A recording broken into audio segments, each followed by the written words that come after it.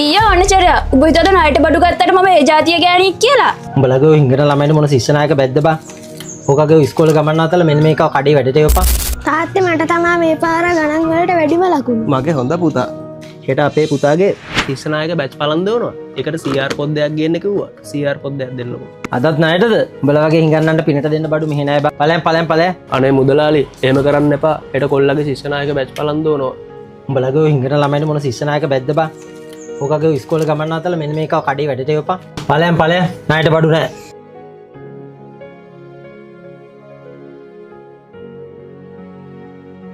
මුදලාලි මට pad packet එකක් දෙන්නකෝ. උඹගේ මිනිහත් ආව ණයට බඩු ඉල්ලගෙන. උඹට නම් ඉතින් බෑ කියන්නත් බෑ කෙල්ලි. අවසල මේ පැත්තේ වරෙන්කෝ කෙල්ලි. ඊයේ ඔන්නචරය උඹ හිතද ණයට බඩු ගත්තට මම ඒ જાතිය ගෑණියෙක් කියලා. උඹ මේක තියාගනි. ඔය නාකියට සෙට් එකද බං ඕක? සුබන් පොඩ්ඩ නවතින්න. ඔව් මහත්තයා කියන්න.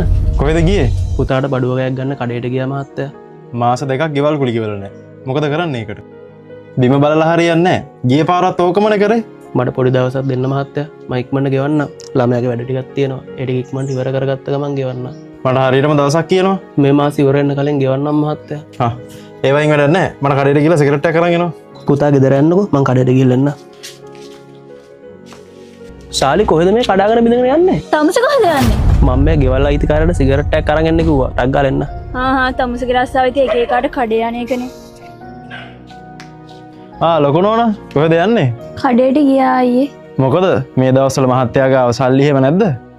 මාස දෙකකින් ගෙවල් කුලි ගෙවලත් නැහැ. ඉක්මනට ගෙවයි අයියේ. මං කියලා මොනවා කරන්නද ඉතින්. හරි මම උඩට එන්නම්. මට සීනි වැඩියෙන් දාලා තේ එකක් හදලා තියෙනවද? හරි අයියේ මං හදලා තියන්නම්. හැබැයි මහත්තයා නම් ගෙදර නැහැ. හරි මහත්තයා මම යවුවා කඩේට. ගිහින් තේ එකක් හදන්නකෝ. මහත්තයා තේ එක. සෑහෙන්න කාලයක් තිස්සේ මට වර ගොඩක් හිත ගිහිල්ලා තිබ්බේ. ඒක කියන්න හොඳම වෙලාව මේක කියලා මට හිතුණා. මම බැඳපු කෙනෙක් නේ අයියේ. අනික මට ළමයෙකුත් ඉන්නවා. ඔව්ව ප්‍රශ්නද ළමයෝ. ඔයා කැමතිද මාත් එක්ක ජීවත් වෙන්න? ඔය මනුස්සයව ඇතැරලා දාන්න මේ හැමදේම වාටනේ එතකොට. බලමුකෝ අපි.